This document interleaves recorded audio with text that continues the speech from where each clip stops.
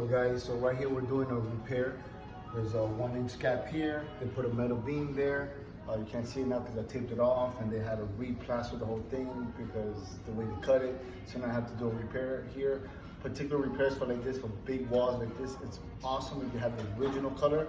That's why in big projects, always save material. Keep it in your garage, keep it at the job site. It's hard to keep it at the job site because they end up throwing it away, unless you tell the contractor to keep it, but normally just take it home. And then I have the original color here, so it's gonna be a perfect match. And then I put the clear wax and everything will be good. I already did 90% of the repairs in this particular place already.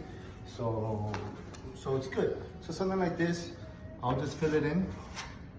This is basically the second coat because we already filled it in with joint compound. And then I will do the final coat and then wax it and then polish it up a little bit more to make it blend, and that's it.